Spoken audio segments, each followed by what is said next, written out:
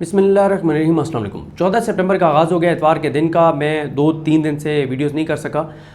जैसा कि आप जानते हैं कि इमरान रियाज खान साहब की जो मूव है फंड रेजिंग की सैलाब ज़दगान के लिए, उसकी काफ़ी एक्टिविटीज़ भी चल रही हैं और अभी भी कोई 5 से 6 घंटे की ट्रांसमिशन जो है वो लाइव हमारी हुई है और अभी ख़त्म हुई है। सैलाब ज़दा इलाकों में हालात बहुत ही ज़्यादा संगीन हैं और एक क़यामत बरपा है। लेकिन आप हुकूमत की अगर तरजीहात देखें कि कितने बेशरम लोग हैं कि इन्होंने टीवी चैनल्स को ये कहा है कि हम आपको इश्तिहारात दे देते हैं और आपने वहाँ के लोगों की जो आवाज़ है वो टीवी चैनल्स पे नहीं दिखानी।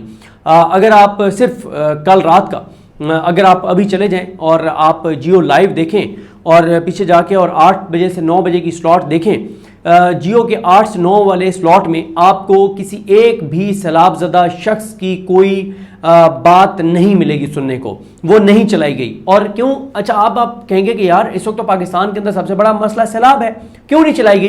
तो उसके लिए जब आप 8 से 9 बजे तक गिनेंगे तो ज़रा आप में से किसी से मेरी रिक्वेस्ट है कि अगर कोई एडिटिंग जानता है उसको लाइव रिकॉर्ड करके कोई एक इस तरह की कोई रिपोर्ट बना दे, सोशल मीडिया पे डाल दें कि कितने सरकारी इश्तिहारात वफाकी हुकूमत के FBR के, वफाकी हुकूमत के शहबाज शरीफ के और मरियम नवाज के कितने इश्तिहारात चलाए गए हैं। ये इतने बेरहम लोग हैं, इनके सीने में दिल नहीं है। इसलिए इनके सीने में दिल नहीं है क्योंकि ये अवाम के वोटों से ना तो आए हैं ना इन्होंने अवाम के वोट लेने हैं। सिर्फ आप इश्तिहार गिन लें, आप इश्तिहार गिन लें कि कितने सरकारी इश्तिहार दिए गए हैं और फिर आप सुन लें असदुल्ला खान को सुन लें या फाज शहबाज साहब को सुन लें, बाकी लोगों को सुन लें। कश्तियां नहीं है वहां पे, लोग डूब रहे हैं, उनके बच्चे डूब गए हैं। मैंने कई ट्वीट्स किए हैं, अगर आप ट्विटर पे जाके देखें बंदे की आंखों से बेख्तियार आंसू आ जाते हैं जो वीडियोस वहां से आ रही हैं। और ये ऐसे बेशरम लोग हैं कि ये करोड़ों रुपए के इश्तिहार टीवी चैनल्स को दे रहे हैं सिर्फ इसलिए कि आपने अपने प्रोग्राम्स में सैलाब ज़दगान की हालत ज़ार नहीं दिखानी, आपने हुकूमत की नाकामी नहीं दिखानी और उसके बदले करोड़ों रुपए के इश्तिहार दे रहे हैं। जनूबी पंजाब के लोगों का खून इतना सस्ता है, वैसे तो खैर सिर्फ जनूबी पंजाब की बात नहीं करनी चाहिए, पूरे पाकिस्तान के लोगों का खून सस्ता है, बलोचिस्तान वालों का हमसे भी ज्यादा सस्ता है खून। चलो ये जनूबी पंजाब में जो सैलाब ज़दा सूरत हाल है उसकी चले हम सोशल मीडिया के वाले कवरेज तो कर रहे हैं। बलोचिस्तान की जो ग्राउंड रियलिटीज है ना मीडिया दिखाता है ना सोशल मीडिया दिखाता है ना कोई वहां पे जा सकता है। वजीरिस्तान में देखें क्या हालात हैं, क्या सूरत हाल है। KPK में ओवरऑल देखें, आप AJK में देखें, आप GB में देखें, पूरे पाकिस्तान को इन्होंने ये कर दिया है। लेकिन अभी क्योंकि करंट इशू बड़ा जनूबी पंजाब का है तो इसलिए मैं जनूबी पंजाब की बात कर रहा हूं कि ये ऐसे, क्योंकि मसला ये है कि इन्हें पता है कि ना तो इन जनूबी पंजाब वालों ने इनको वोट दिया है, ना इनको पता है कि आइंदा उन्होंने वोट देना है, और इन्हें पता है कि हमने इनके वोटों से आना ही नहीं है, हमने जिधर से आने उन्हीं की गुलामी इख्तियार करो, उन्हीं के बूटों में बैठे रहो, उन्हीं की वो इमरान रियाज खान साहब जिस तरह से कहते हैं कि उन्हीं के तस्मों से लटके रहो। अवाम जाए भाड़ में, डूब के मरते हैं मर जाए, वैसे भी तो खुदकुशियां करके मरना है गुर्बत से। भाई 2200 अरब का नुकसान हो गया किसान का पिछले 1 साल में, और अब तो उनकी फसलें बह गई हैं, उनके घर गिर गए, उनके जानवर बह गए, अब तो और हालात खराब हैं। भाई करोड़ों लोग और गुर्बत की लकीर से नीचे जाएंगे, करोड़ों लोग, क्यों? जिनका घर बह गया है। मैं कल मतलब वो हमारी ट्रांसमिशन में बहुत से क्लिप्स हैं, मैं कोशिश करूंगा निकाल के उनको ट्वीट करें, वहां जो हालात बताए हमारे दोस्तों ने और जो हमारी टीमें वहां से बता रही है बहुत तकलीफ दें। तो अब आप देखें ना, हमारे हुक्मरान, क्योंकि इनका एक ही है, इनका एक कॉन्फिडेंस है, इनका कॉन्फिडेंस ये है, ये कहते हैं कि बंदूक हमारे साथ है, ताकत हमारे साथ है, जस्टिस जाहिया खान हमारे साथ है, जस्टिस जोगर हमारे साथ है, जस्टिस आलिया नीलम हमारे साथ है, जाओ अवाम ने जो हमारा उखाड़ने उखाड़ ले, जो हमारा कर सकते हो कर लो। और फिर इनको कॉन्फिडेंस ये है कि ये पाकिस्तान के जो लोग हैं, ये यूथ जो है ना, ये बांग्लादेश वालों की तरह निकल सकती है, ना ये नेपाल वालों की तरह निकल सकती है, ना ये जो है वो ना नेपाल ना बांग्लादेश और तीसरा कौन सा मुल्क, श्रीलंका, ना उनकी तरह निकल सकती है। लिहाजा इजी रहो, कोई फोकस करने की जरूरत नहीं है। और मैंने कहना कि इससे ज्यादा मतलब क्या मैं लफ्ज इस्तेमाल करूं कि भाई टीवी में खबरें रुकवा दो सब अच्छा हो जाएगा। और भाई खुदा का खौफ करो, तुम्हें अंदाजा नहीं है। आप, मैं कल ना असदुल्ला खान साहब से एक बात कर रहा था, उन्हें मैं कह रहा था कि जब किसी ब्रांड, किसी कंपनी के खिलाफ कोई एक बंदा ट्विटर के ऊपर ट्वीट कर देना तो उस ब्रांड की टीम और उस कंपनी की सारी टीम जो है ना वो उसके पीछे लग जाती है कि सर हम आपका मसला हल कर देते, प्लीज ये ट्वीट हमारे खिलाफ जो आपने किया डिलीट कर दें। मौजूदा जो रिजीम है इनके खिलाफ 1 करोड़ लोग जो सैलाब से मुतासर हुए वो रोजाना बात करेंगे, बददुआएं देंगे, झोली उठा के इनको गालियां देंगे। जिस कंपनी के खिलाफ रोज 1 करोड़ लोग बात करें, अंदाजा लगाएं कि वो कंपनी कितनी ज्यादा बदनाम हो जाएगी। लेकिन इनको फर्क नहीं पड़ता क्योंकि ये कहते हैं कि भाई कैसे हमारी हुकूमत जाएगी, ٹرمپ ہمارے ساتھ ہے, جسٹس ضیاء خان ہمارے ساتھ ہے, میڈیا ہمارے ساتھ ہے, تو 26 نومبر بھی کر کے دیکھ لیا, کوئی ہمارا کچھ نہیں بگاڑ سکا. تو خدا سے ڈریں, اللہ سے ڈریں, اللہ کی لاٹھی بڑی بے آواز ہے, رحم کریں لوگوں پہ. میں بار بار اپنی ویڈیوز میں کہہ رہا ہوں, ایک سمپل سا حل تھا, مجھ سے بھی پوچھ لیتے تو میں بھی بتا دیتا کہ بھائی پورے پاکستان میں جہاں جہاں کشتیاں اویلیبل ہیں ہیلی کاپٹر بھیجیں, خدارا وہاں سے کشتیاں لا کے جنوبی پنجاب میں اتاریں اور لوگوں کو وہاں سے نکالیں. ان کے ایم این ایز کہتے رہے علی پور والوں کو کہ آپ کو یہ جھوٹ بول رہے ہیں, سارے سوشل میڈیا والے ٹک ٹاک پہ جھوٹ بول رہے ہیں, کیونکہ مقامی ٹک ٹاک کے جو نوجوان ہیں وہ بتا رہے تھے کہ پانی آ سکتا ہے, یہ سب جھوٹ بول رہے ہیں, کوئی پانی نہیں آئے گا. اور مریم نواز کی تعریفیں کر رہے تھے, میڈم مریم نواز آپ کی کیا بات ہے, آپ کے دادا کی کیا بات ہے, ہم آپ کے نوکر, ہماری آل اولاد آپ کی خادم اور نوکر. اور تب پتہ چلا جب 80% علی پور جو ہے وہ ڈوب گیا. تو آگے ابھی تو بہت, اور وہ جو سندھ حکومت والے وہ ان کے بارے میں آپ دیکھیں سوشل میڈیا پہ کیا چل رہا ہے کہ سندھ والے جو ہے نا وہ منتظر ہے سیلاب کے بڑے خوشی سے. کیوں؟ ان کے اوپر یہ الزام لگ رہا ہے کہ ان کے ماضی کی حرکتوں کی وجہ سے کہ سندھ حکومت دیکھ رہی ہے کہ یہ سیلاب نہیں آ رہا, یہ ڈالروں کی بہار آ رہی ہے, کیونکہ سیلاب آئے گا. 9-10 ارب ڈالر پہلے بلاول نے دعویٰ کیا تھا 2022 میں, کہاں ہے 9-10 ارب ڈالر بھائی, 3000 ارب روپیہ بنتا ہے. 3000 ارب کہیں نظر آتا ہے آپ کو لگا ہوا سندھ کے اندر, پاکستان کے اندر جو انہوں نے اکٹھا کیا تھا. خیر ایک اور موضوع ہے, اس پہ بات کرتے ہیں, سیلاب کے اوپر بات کرتے رہیں گے, آواز اٹھاتے رہیں گے, اور ٹرانسمیشن میں بھی ہم کافی اس پہ بات کر چکے ہیں. دیکھیں اس موضوع کے اوپر ہارون رشید صاحب بڑی تفصیل سے ہارون رشید صاحب بھی بات کر چکے ہیں. میں پہلے 2-3 دن سے اس پہ بات نہیں کر سکا, اور ہارون رشید صاحب جو ہیں ان کا چینل جو ہے وہ, کیونکہ ان کا ایک چینل جو ہے وہ انہوں نے جب بات کی اسرائیل کے خلاف بات کی, فلسطین کے حق میں بات کی, تو اس وقت ان کا اس چینل کے اوپر اس کو ریسٹرکٹ کر دیا گیا, اور پھر انہوں نے نئے چینل پہ کام شروع کیا. اور جو ان کا چینل جس پہ آج بھی انہوں نے ویڈیو کی ہے, جس پہ ویڈیوز کر رہے ہیں, اس کا لنک جو ہے جو آج والا ان کا ولاگ ہے, اس کا اس لنک کے جو ڈسکرپشن ہے اس کے اندر بھی لنک موجود ہے, اور پن کمنٹس میں موجود ہے. تو آپ وہاں جا کے ہارون رشید صاحب کا چینل دیکھ سکتے ہیں, اور اس کو فالو کریں اور اس کو نوٹیفیکیشن آن کریں, تاکہ آپ کو ہارون رشید صاحب کے یوٹیوب چینل کا نوٹیفیکیشن مل جایا کرے, تاکہ آپ کو سن سکیں, کیونکہ ان کی ریچ جو ہے وہ بہت ریسٹرکٹ کر دی گئی ہے. یا اس کا آسان حل یہ ہے کہ آپ یوٹیوب کے سرچ میں جائیں اور ہارون رشید ناتمام لکھیں اور ہارون رشید آفیشیل لکھیں, جو بھی ان کا چینل آپ یہ لکھ کے اور سامنے آئے گا, تو 3-4-5 بار آپ جب سرچ میں لکھ کے اور ان کو دیکھیں گے, تو پھر جب آپ سرچ کرتے ہیں تو پھر خود بخود آئندہ ان کی ویڈیوز جو ہے وہ آپ کے سامنے زیادہ آنے لگ جائیں گی. خیر آگے چلتے ہیں.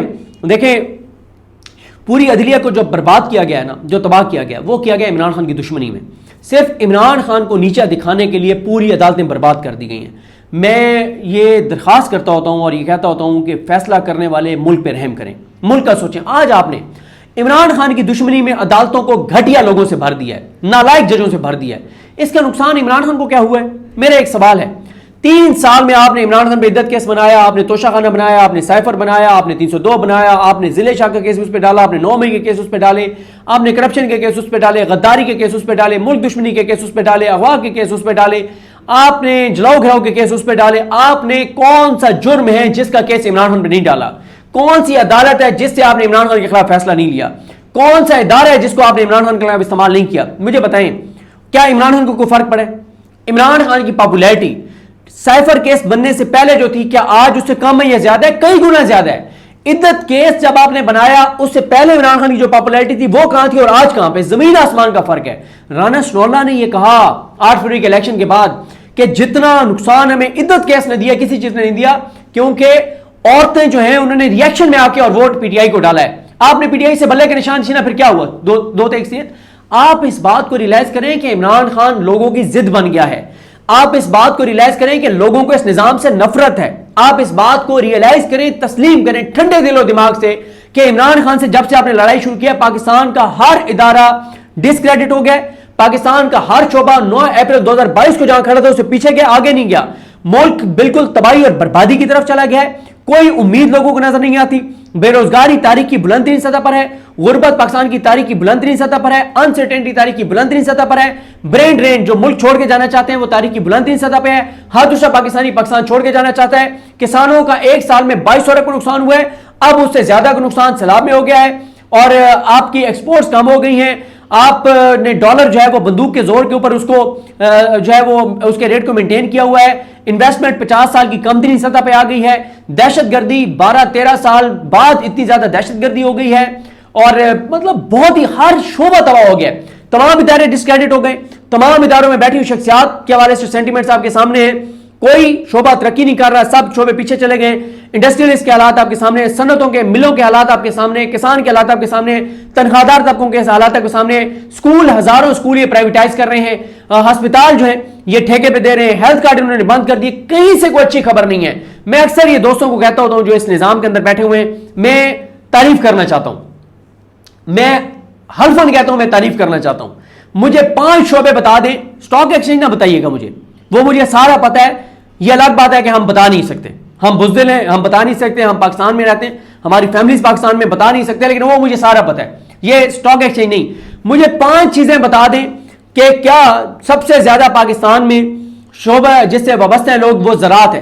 مجھے بتائیں کہ زراعت نے کتنی ترقی کی ہے, مجھے بتائیں کہ ملوں نے, فیکٹریوں نے, ٹیکسٹائل انڈسٹری نے کتنی ترقی کی ہے, مجھے بتائیں تنخواہ دار طبقے کی زندگی میں کتنی آسانیاں آئی ہیں, مجھے بتائیں کہ ہیلتھ میں کیا بہتری آئی ہے, مجھے بتائیں ایجوکیشن میں کیا بہتری آئی ہے, مجھے بتائیں عام آدمی کی زندگی میں کیا بہتری آئی ہے, کتنے لوگوں کو نیا روزگار ملا ہے. مجھے یہ چیزیں بتائیں, میں آپ کی تعریف کرنے کے لیے تیار ہوں, مجھے بتائیے, میں تیار ہوں. لیکن آپ نے عمران خان کی نفرت میں ہر ادارے کو تباہ کر دیا, اس کی تو پاپولیرٹی بڑھ گئی ہے, اور پھر جن کو آپ لے کے آئے ہیں ان کے تو کرپشن کیسز معاف ہو گئے ہیں, ان کے تو اثاثے بڑھ گئے ہیں, ان کی جائیدادیں بڑھ گئی ہیں, ان کے تو مزے لگ گئے ہیں, ان کو تو کروڑوں اربوں اور مل گئے ہیں. نقصان کس کو ہوا؟ پاکستان کو ہوا, پاکستان کے اداروں کو ہوا, جنہوں نے رہنا ہے.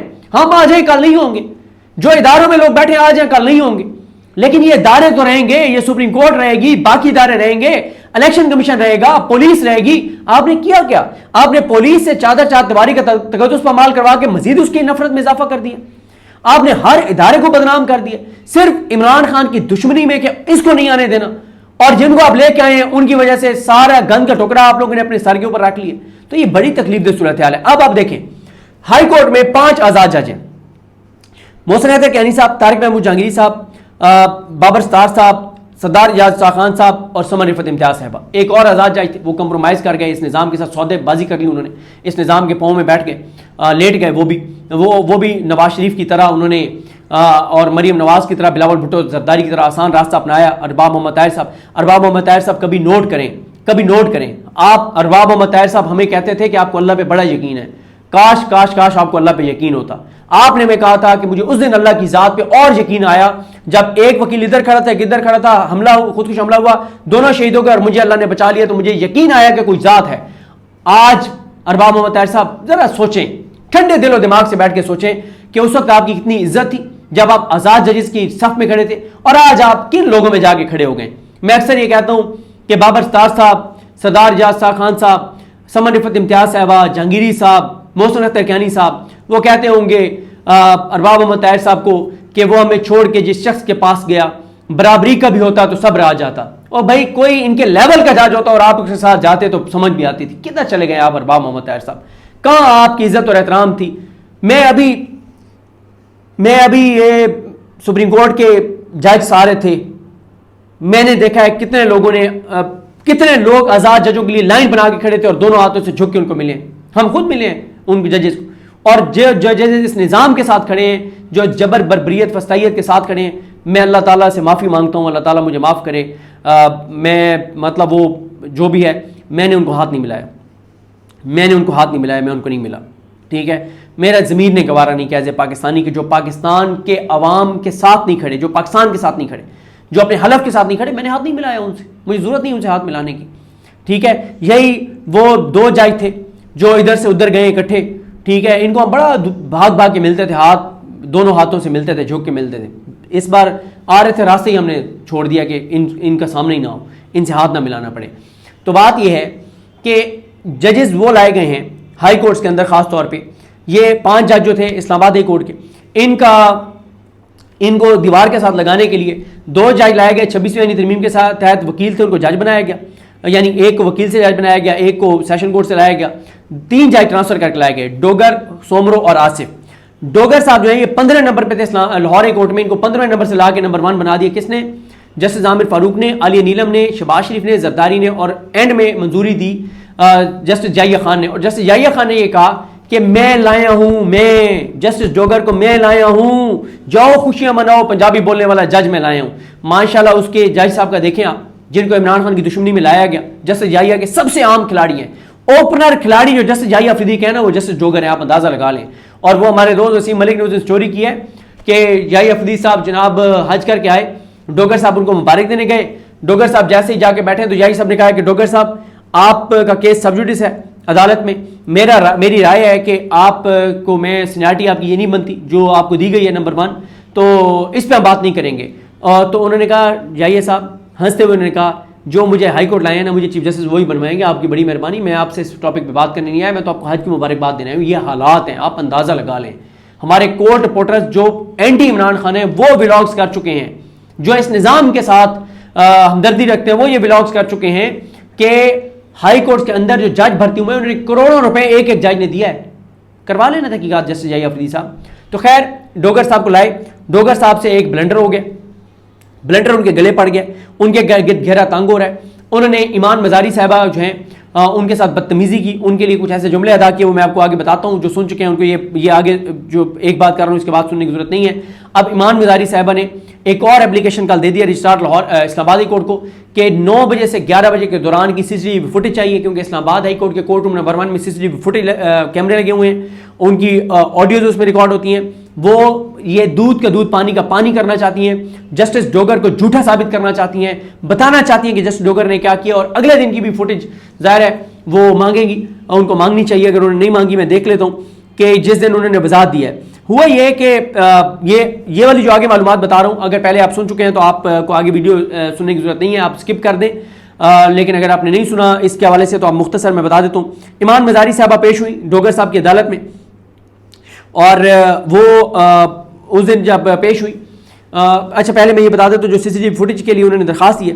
انہوں نے کہا کہ 11 سپٹمبر کو چیف جسٹس کی عدالت میں ایک افسوسناک واقعہ پیش آیا. 11 سپٹمبر کی 9 سے 11 تک کی فوٹیج محفوظ کی جائے اور ایک کاپی مجھے فراہم کی جائے، اور ایک یو ایس بی بھی انہوں نے ساتھ جمع کرائی ہے کہ یو ایس بی میں مجھے وہ ویڈیو دی جائے. اچھا ہوتا یہ ہے کہ ایمان مزاری صاحبہ 11 سپٹمبر کو مارنگ بلوچ کا نام جو ای سی ایل میں ڈالا گیا اس کیس میں پیش ہوئی، اور اس دن وفاقی حکومت کی جانب سے، وفاقی اداروں کی جانب سے کچھ میٹیریل پیش کیا گیا. یہ ہادی علی چٹھا صاحب نے یہ ساری باتیں بتائی ہیں. انہوں نے میٹیریل پیش کیا تو ایمان مزاری صاحبہ نے کہا کہ یہ نا میٹیریل ہمیں بھی دے دیں. یہ عدالت کا ایک اصول ہے کہ جب ایک فریق کوئی ریکارڈ جمع کراتا ہے تو وہ دوسرے فریق کو دیا جاتا ہے کہ آپ اس ریکارڈ کو دیکھ کے اپنا موقف دے دیں. تو جب انہوں نے ایمان مزاری نے کہا کہ ریاستی اداروں نے جو میٹیریل جمع کرایا ہے ایمان اس کے خلاف، مارنگ بلوچ کے خلاف، وہ ہمیں دے دیں تاکہ اس کے اوپر ہم بھی اپنی رائے دے دیں. تو ڈوگر صاحب نے کہا یہ کانفیڈینشیل ہے، یہ آپ کو نہیں مل سکتا. ایمان مزاری صاحب نے کہا کہ حکومت نے نہیں کہا، حکومتی اداروں نے نہیں کہا، آپ کہہ رہے ہیں کہ کانفیڈینشیل ہے، ان کو کہنے دینا پھر میں ان کو جواب دوں گی. خیر ڈوگر صاحب نے کہا کہ چلیں ٹھیک ہے جی ان کو دے دیں، کانفیڈینشیل نہیں ہے، دے دیں ان کو، اور آرڈر لکھوایا. اچھا جب یہ کہتے ہیں کہ ہم مڑنے لگے پیچھے کو ایمان مزاری اور ہادی علی چٹھا، تو جو سرکاری وکیل تھے انہوں نے کہا جسٹس ڈوگر کو کہ ایمان مزاری کو کہیں کہ یہ ہائی کورٹ میں یہ کیس لڑنے کی بجائے جو کابینہ کی سب کمیٹی ہے اس کے پاس یہ مارنگ بلوچ کا کیس جو ہے وہ لے کر جائیں. تو جسٹس ڈوگر نے آگے سے کہا کہ اگر میں نے مارنگ بلوچ کیس میں ان کے خلاف یعنی میں نے ان کے خلاف فیصلہ دیا تو مس ایمان مزاری نیچے جا کر بھی لا کریں گی اور مجھے ڈکٹیٹر کہہ دیں گی. ایمان مزاری نے جواب دیا کہ مائی لارڈ میں نے کوئی ایسی بات نہیں کی آپ کے بارے میں جو قانون اور آئین کے دائرے سے باہر ہو. جسٹس ڈوگر نے کہا کہ آپ نے مجھے ڈکٹیٹر کہا. ایمان مزاری نے کہا کہ میں نے ایسا کچھ نہیں کہا. اگر آپ حوالہ دے رہے ہیں تو پھر آپ اس کا بتائیں نا کہ پوری بات بتائیں کہ میں نے اور کیا ایسا کہا جو قانون کے مطابق نہیں ہے. اور انہوں نے کہا میں آپ کے سامنے ہیومن رائٹس ایکٹیوسٹ کے طور پہ ذاتی حیثیت میں پیش نہیں ہوئی بلکہ ایک کلائنٹ کا بریف لے کر آئی ہوں، اس کے وکیل کے طور پر آئی ہوں. اگر آپ کو میری کسی رائے سے اختلاف ہے تو اس کی سزا میری کلائنٹ جو ہے اس کو نہ دیجیے، مارنگ بلوچ کو نہ دیجیے. تو جسٹس ڈوگر نے کہا کہ آپ کو بھی اپنا منہ بند رکھنا چاہیے. جب انہوں نے کہا نا کہ آپ مارنگ بلوچ کو سزا نہ دیں تو جسٹس ڈوگر نے کہا آپ کو بھی اپنا منہ بند رکھنا چاہیے، ورنہ کیوں نہ میں آپ کے خلاف توہین عدالت کی کارروائی شروع کروں. اور ہادی علی چٹھا کہتے ہیں کہ وہ کافی اشتعال میں تھے، آنکھوں میں خون اترا ہوا تھا، زوم میں تھے کہ جیسے ہر چیز نیست و نابود کر دیں گے. تو ہادی علی چٹھا کہتے ہیں کہ میں نے ایک قدم آگے بڑھ کے جواب دینا چاہا جسٹس ڈوگر کو، تو انہوں نے مجھے کہا کہ اسے سمجھائیں، اپنی بیوی کو سمجھائیں، ایمان کو. جس دن میں نے پکڑ لیا نا یہ بات، جس دن میں نے پکڑ لیا نا تو اس کے بعد ایمان مزاری نے کہا جسٹس ڈوگر کو کہ اگر نوبت یہاں تک آ گئی ہے کہ آپ ججز نے ہمیں وکلا کے ساتھ دھمکیاں دینے تو پھر آپ مجھے توہین عدالت کا نوٹس کر ہی دیں، آپ کر دیں مجھے نوٹس تو دیکھ لیتے. تو اس پہ جو ہے وہ خیر معاملہ اس کے بعد ختم ہو گیا. اس کے بعد کیا ہوا کہ ہائپ کریٹ ہو گئی، مذمتیں آنے لگ گئیں. خواتین وکلا نے لیٹر لکھا ہے چیف جسٹس پاکستان کو، انہوں نے کہا ہے کہ یہ دھمکیاں میں انہوں نے خاتمی ہے، یہ دھمکی دی ہے انہوں نے، اور انہوں نے جنسی تفریق کی بات کی ہے اور ان میں یہ متعصب ہیں اور یہ آزاد جج نہیں ہیں، اور انہوں نے کہا کہ ان کے خلاف کارروائی کی جائے اور ان کو جو ہے وہ برطرف کیا جائے جسٹس ڈوگر کو. بلوچستان کے 150 وکلا نے بھی لیٹر لکھ دیا، اسٹیٹمنٹ جاری کر دی. لاہور بار ایسوسیشن نے بھی بڑی سخت مذمت کی، بلوچستان بار کونسل نے بھی مذمت کی، کراچی بار نے بھی مذمت کی، پشاور سے بھی مذمت آ گئی. اس کے بعد آ گئے چیف جسٹس ڈوگر کے 12 سپٹمبر کو آ گئے جناب جمعے والے دن ان کے آ گئے وضاحتی ریمارکس. انہوں نے کہا کہ ایمان مزاری میری بیٹیوں کی طرح ہے، میں کل اسے سمجھا رہا تھا، میں تو بطور چیف جسٹس اور بڑا ہونے کے ناطے سمجھا رہا تھا، میری بات کو سیاق و سباق سے ہٹ کر پیش کر کے طوفان کھڑا کر دیا گیا. میں نے کہا تھا کہ آپ میرے فیصلوں سے اختلاف کر سکتی ہیں، ذات پر بات نہ کریں. میں نے تو نہیں کہا کہ میں پکڑ لوں گا، اس بات کو کل سے پھیلایا جا رہا ہے. ہادی صاحب کھڑے تھے تو میں نے کہا کہ انہیں پکڑ کر لے جاؤ ورنہ میں توہین عدالت کی کارروائی کروں گا. بھائی وہ وہاں پہ اس کے خامد کے طور پہ پیش نہیں ہو رہا تھا، وہ اس کے ساتھ ایک کونسل کے طور پہ ہادی علی چٹھا پیش ہو رہا تھا، اور ہادی علی چٹھا نے کہا کہ یہ کہاں سے انہوں نے فرض کر لیا کہ وہ میری بیوی ہے تو میری غلام ہے اور میں اس کو پکڑ کے لے جا سکتا ہوں. پھر وہ کہتے ہیں کہ میں نے کہا جسٹس ڈوگر کہتے ہیں کہ میں نے کہا کہ توہین عدالت کی کارروائی ہوئی تو بچی کا کریئر خراب ہو جائے گا. میں نے بچوں کی طرح سمجھایا لیکن وہ سمجھ نہیں رہی تھی، بار بار کہہ رہی تھی کہ بنیادی حقوق، کیا اس عدالت کی کوئی بنیادی حقوق نہیں ہے؟ اس پہ پہلے ایمان مزاری کا ریاکشن آیا ان کے وضاحتی ریمارکس کے اوپر. وہ کہتی ہیں کہ پہلے تو چیف جسٹس صاحب نے بدتمیزی کی، مجھے میری کام کی جگہ پہ ہراس کیا اور کھلی عدالت میں دھمکی دی. اپنے کیے ہوئے پر شرم تو انہیں آئی نہیں اور آج بھی سیکسسٹ ریمارکس پاس کر رہے ہیں. میں نہ تو ان کی بیٹی ہوں نہ ہی بچی، میں ایک پروفیشنل وکیل ہوں. طوفان بدتمیزی کر کے آپ کہتے ہیں کہ میری بات صحیح نہیں کورٹ کی اور آج پھر وہی سیکسسٹ باتیں کر رہے ہیں آپ. اس کے بعد جبران ناصر صاحب بڑے معروف وکیل ہیں کراچی کے، اور یہ مرید عباس کا کیس بھی لڑ رہے ہیں. مرید عباس صاحب کا جو قاتل ہے اس کو جیل سے 6 سال بعد جو ہے وہ شفٹ کر دیا گیا ہے اس قاتل کو ہاسپٹل، اور بہت خطرہ ہے کہ اس کو وہاں سے بھگا دیا جائے گا کیونکہ اس کا ایک بھائی اس وقت مفرور ہے اور وہ عدالتی ریکارڈ میں تو مفرور ہے. سپریم کورٹ سے بھی اس کی ضمانت مسترد ہو گئی ہے، لیکن وہ ٹک ٹاک کے اوپر بھی ایکٹیو ہے، فیس بک کے اوپر بھی ایکٹیو ہے، وہ نارمل لائف گزار رہا ہے، لیکن آج تک اس کو گرفتار نہیں کیا جا سکا. اور اب یہ جو ایک قاتل جو اس وقت جیل میں اس کو ہاسپٹل میں شفٹ کیا. سندھ حکومت آپ کو پتا ہے کہ مال وہاں پہ بہت زیادہ چلتا ہے تو خطرہ ہے کہ اس کو وہاں سے بھگا دیا جائے گا. تو اس لیے سب آواز بھی ہم اٹھا رہے ہیں اور chief justice Sindh high court کو بھی کہہ رہے ہیں کہ مہربانی کریں اور یہ نوٹس لیں کہیں ایسا نہ ہو کہ اس قاتل کو بھی وہاں سے بھگا دیا جائے. جبران ناصر کہتے ہیں کہ وضاحتیں دینے سے کئی بہتر ہے کہ 26ویں ترمیم والے چیف جسٹس اسلام آباد ہائی کورٹ اپنے الفاظ اور رویے پر معافی مانگ لیں اور مارنگ بلوچ کے کیس میں جس میں ایمان مزاری سے تکرار ہوئی اس کیس سے خود کو علیحدہ کر لیں. مگر جن اشخاص کی خواہش پر وہ لاہور سے خصوصی طور پر اسلام آباد لائے گئے اور چیف جسٹس بنائے گئے ان اشخاص کی کتاب میں ضد، زور، زبردستی اور ہردرمی کے علاوہ کوئی دوسرا سبق ہے ہی نہیں. ان کے پڑھائے گئے سبق نے پہلے سیاستدانوں سے سیاست تباہ کروائی، اب ججز سے عدالتیں تباہ کروا رہے ہیں. عدالتیں تباہ ہو گئی ہیں، لوگوں کا اعتماد ختم ہو گیا، لوگ قانون ہاتھ میں لے رہے ہیں. لوگوں کو مطلب ایسے جج آ گئے ہیں، اللہ تعالیٰ رحم کرے جس طرح کے لوگوں کو جج لگا دیا گیا عمران خان کی دشمنی میں. ہادی علی چٹھا نے اس پہ کہا متی اللہ جان صاحب اور عدیل سرفراز کے ساتھ گفتگو کرتے ہوئے کہ چیف جسٹس سرفراز ڈوگر کی وضاحت ان کے ریمارکس والی حرکت سے زیادہ بھونڈی ہے، اور انہوں نے بتایا کہ انہوں نے پہلے ایک وکیل کو ملتان میں الو کا پٹھا کہا تھا، پھر ان کو وہاں سے ٹرانسفر کر دیا گیا تھا. اور ساتھ ہی عدیل چٹھا نے بتایا کہ ان کی فیملی جو ہے وہ ایمان مزاری کی فیملی کو رابطہ کر رہی تھی، تو یہ بھی ایک بڑا شرمناک ہے. بہرحال جی چیف جسٹس پاکستان کو نوٹس لینا چاہیے، گھیرا تنگ ہو رہا ہے، دباؤ بڑھ رہا ہے اور طوفان تھمنے کا نام نہیں لے رہا.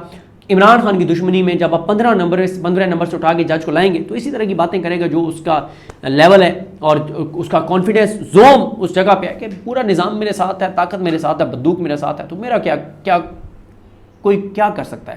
لیکن ڈریں آپ اس وقت جب لوگوں کے صبر کا پیمانہ لبریز ہو اور لوگ جو ہے وہ آپ کے خلاف سڑکوں پر ہوں. ڈریں اس وقت سے اور ملک کا سوچیں.